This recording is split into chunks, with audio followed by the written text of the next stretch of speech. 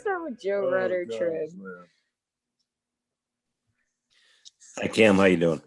I'm good. How are you?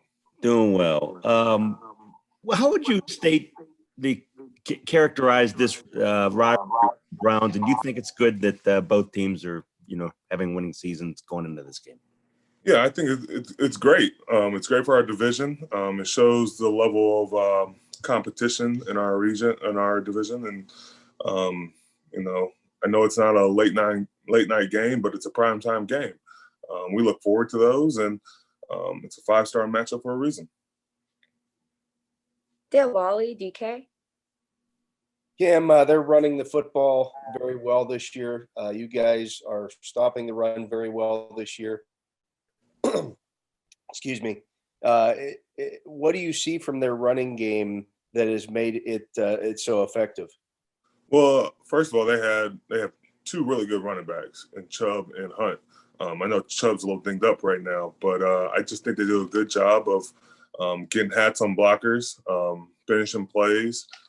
You can sit there and tell me it's the jet sweeps and the gadget plays, but they got a bunch that finishes plays. The offensive line does a great job of not only getting their blocks but getting to the second level, and then they got some explosive running backs that finish the job. Jerry Dulac, Post-Gazette. Cam, good morning. Teams that sack the quarterback and hit the quarterback the way you guys do typically give up something against the run, but you guys are able to do both, sack the quarterback and stop the run. How do you do it? Sometimes I think when you look at these pass rushing teams, they tend to get upfield and they expose themselves in the run game that creates vertical holes. I think we do a good job of when we're in our base. We can play down the line, we can get upfield, but then we can get off blockers as well. We're not just looking to, create penetration and then, make yourself susceptible in the run game. I think we got a great job. We have a great group of guys that, know how to get off the blocks and how to, stay in your gaps. Will Graves, Associated Press.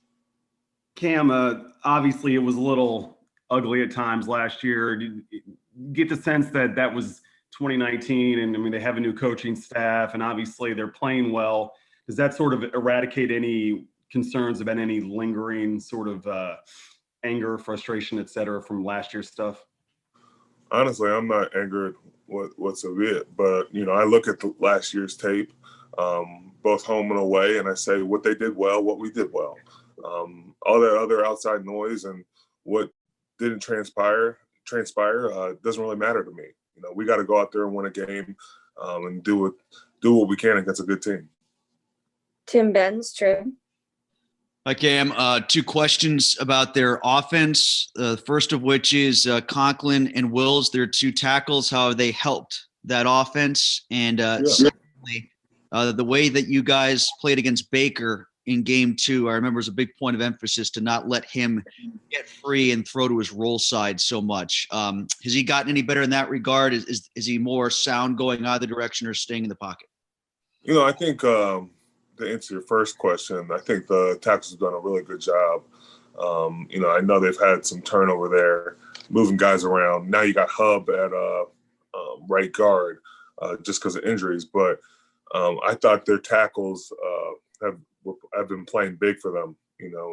They're mean, nasty guys that finish the plays. That's what you want out of your tackles. Along with that, I think Baker does a really good job of, buying extra time with his feet. Sometimes drifting away from the pocket to create depth and more time for his receivers. And he's doing a great job of it. Only 1 loss on the season.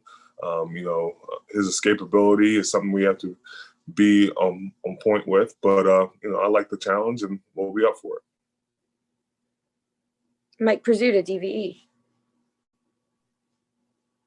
Staying with that about Baker, Cam, you're kind of trained and it's intuitive to get after the quarterback. Right. What kind of challenge is it to contain the quarterback, and how do you walk that line and still pressure? I think you're taught to get after the quarterback, but for us especially, You can't run on field. If you're going to run on field, you got to have hands on them. That way you can come back on plays. I think sometimes guys, when they shoot so far upfield, they don't give themselves enough of a chance to come back. So it creates a vertical hole, like I've been saying, and it makes Baker able to choose and set up that hole to go up the middle. We got to do a great job of, especially inside, of pressing the outside and being able to come back and destroy those rush lanes and make sure he doesn't find the open gap. As a quarterback, if you can extend the pocket, you're bound to find a wide open receiver. Brooke Pryor, ESPN.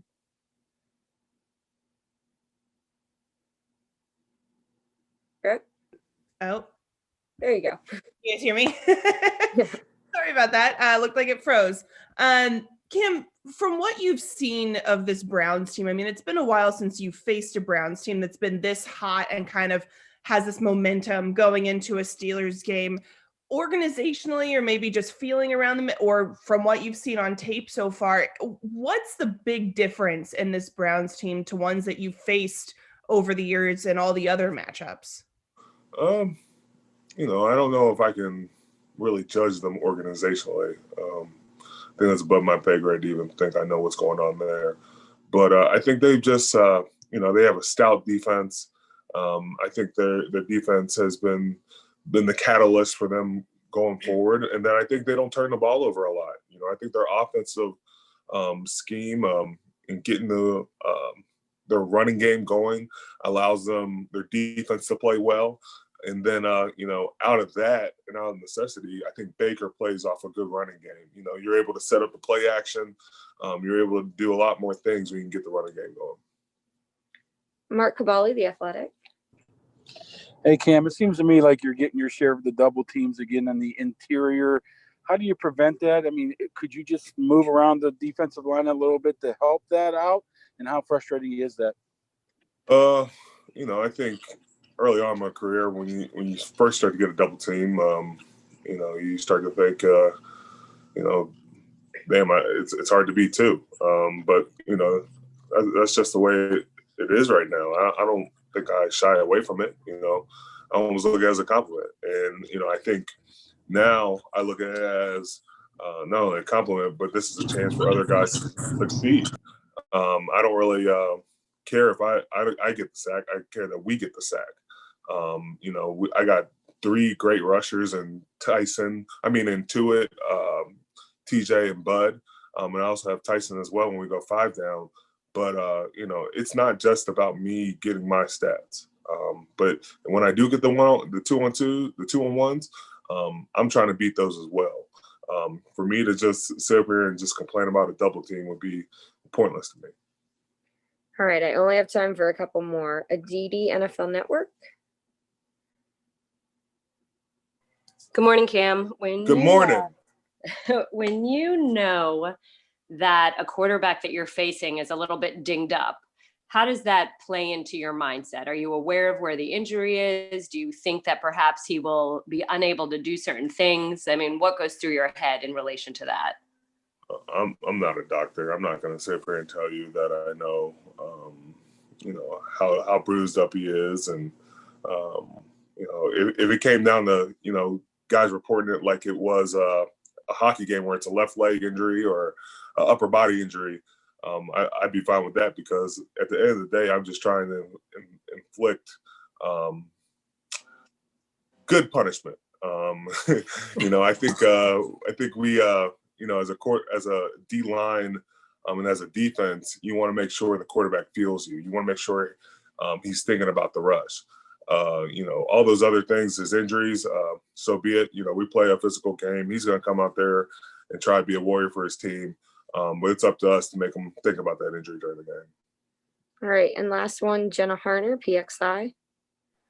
Cam, you kind of touched on it a little bit when talking about the run game, but what is it that really makes this year's Browns offense so potent? And for you guys, what's going to be the biggest key to, slowing them down as much as you can on Sunday? I just think they finish their plays. You look at the Dallas game.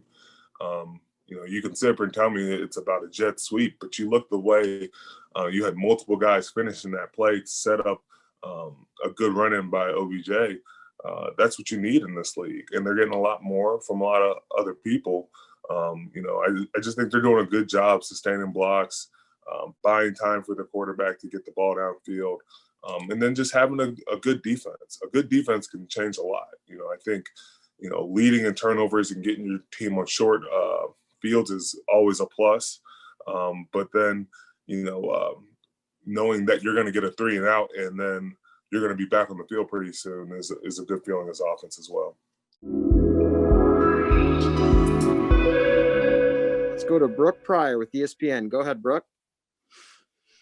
Hey, Chase, I know football culture in Canada is a little bit different than it is in the States, at least in grassroots football.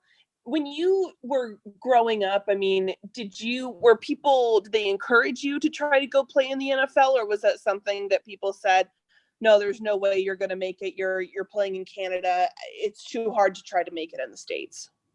Yeah, I think the only people that would say like maybe NFL would be my parents. Other than that, though, it was always like CFL, and that's what like the Canadian goal was to play in the CFL. All righty, let's go to Jeff Hathorn. Jeff, go ahead.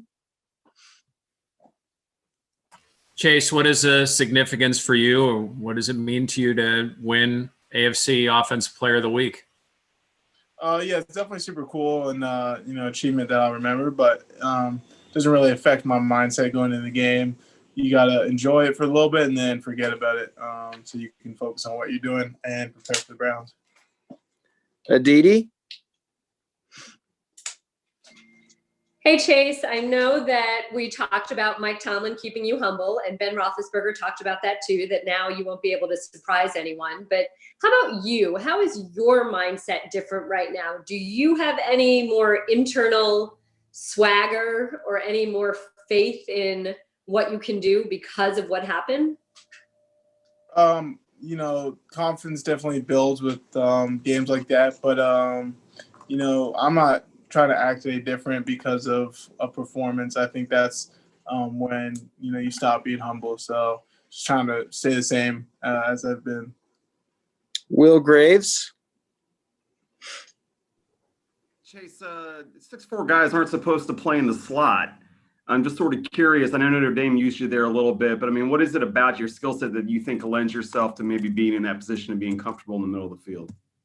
Yeah, I think I put some enough film up at Notre Dame in the slot for the Steelers to trust me at that position. And, they got creative minds there on the offensive side. So they're always trying to move guys around to make it difficult for the defense to pick up on. So I think that was just one of the things that they did is put me in the slot and, try to run some different routes from there. Joe Rudder. Yeah, Chase, safe to say now you're not going to be able to sneak up on people. After a 4-touchdown game, how do you think you'll be treated by defenses now? Yeah, there might be a safety creeping over my side or the corner might follow, but, that just opens things up for other people as well. So I'm not too worried about it. All right, let's go to Brian Backo. Brian. Hey, Chase, I wanted to ask you about the name that you've been writing on your wrist, one of your former teammates back in Abbey. Why is his story so near and dear to your heart? And what does it mean to your community that you're kind of bringing light to that in your own way? Yeah, he was a teammate and a friend of mine for a pretty long time there. And I just like to, write the name because I couldn't put it on the back of my helmet just to remember his name. And, the community knows who he is and loved him. So I think it just means a lot for everyone if I, go ahead and represent his name for the season. All right, Jenna Harder. Chase, what did you know about the Steelers-Browns rivalry before coming to this team? And then kind of a second part to that, what has been the message about this weekend's game and this rivalry?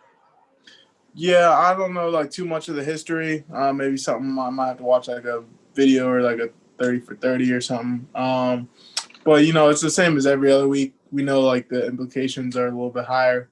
So the intensity is a little bit higher in practice, but our process hasn't changed. All right, let's go to Noah Strackbean. Noah, go ahead.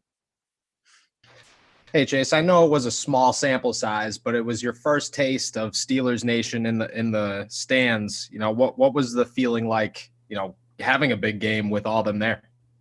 Yeah, that it made a big difference for sure. You know, my first taste of adrenaline this year, which is good. And then, you know, getting in the end zone, seeing them so excited for you is a cool thing. All right, we'll roll back to a couple follow-ups. Brooke? Hey, Chase, you obviously came to the States for college, but was there any consideration of coming to play at a prep school or something to play American football before college? And if so, why decide to stay in Canada through high school? It was like it was an option, but you know, something I wasn't ever going to do just because I liked kind of where I was growing up, and I liked the situation I was in, and the coaches kind of grew up with me, you know, and around me they coached my cousins and my brothers and all that stuff. So it was an easy decision to stay, and if I was going to go to the States that way, I wanted to do it that way. Joe Rudder? I'm sorry, I didn't have a question. I didn't know my hand was All up. good. Nope, I'm just going through. All good. Aditi, did you have a follow-up? I do. Chase, I'm putting you on the spot because Ben Roethlisberger said you're very, very smart. When you watch the Browns film, what jumps out at you? What are they doing defensively that you haven't necessarily seen this season so far? I think today we just talked more about them playing zone, and then they also drop 7, you know, pretty frequently, which makes it more technical in terms of getting into these zones of that coverage. So they rush forward a lot and drop 7. So you got to be aware with the spacing and the timing of everything. Will Graves, did you have a follow-up? I always got to follow up, Birchie. Thanks. I'm just curious, not having preseason games in a way, did that maybe speed up the ability for you to pick up the offense because there wasn't just sort of the random we've got to put a game plan together to play these 4 quarters against in a game that doesn't matter? I mean, could you guys just sort of go straight into it, and did that allow you to maybe come along faster than maybe you'd anticipated? I think the urgency increases when, you know, you're getting ready for a regular season game rather than a preseason game. So I knew I had to have the playbook down before the first game, and that caused me to study more. So I think there's a small effect there for sure. All right. Brian Becko, do you have some follow-up? I always have a follow-up, Birchie. Chase, just wondering who's sort of keeping you grounded at this point? Like, I'm sure your family and friends are really excited and, you know, showing you a lot of love, but at the same time, they don't want this to be, you know, the best game you ever have, right? Yeah, and I think, you know, obviously after the game, they say congrats and stuff, but, you know, my friends, after they say congrats, they just treat me like a normal person. And so when I'm playing video games, they don't really talk football, which is nice. And that keeps me grounded. So just that's about it. All right, got time for 2 more. Jeff Hathorn? Yeah, Chase, Ben told us that after the game that Juju was smiling and laughing. And what's the impact for you to have the number 1 receiver okay with other people getting touches and scores? Yeah, I think that's my favorite thing about Juju is that he is the least cutthroat person I think I've ever met. You know, he gets excited, just as excited as someone else's success as he does his own. And, you know, he's helped me build my social media presence, and he's more than willing to do that. Some guys wouldn't want to do that because it might take attention away from them. But that's just the guy Juju is kind of helping his teammates around him capitalize on every opportunity and moment. So I appreciate him for that.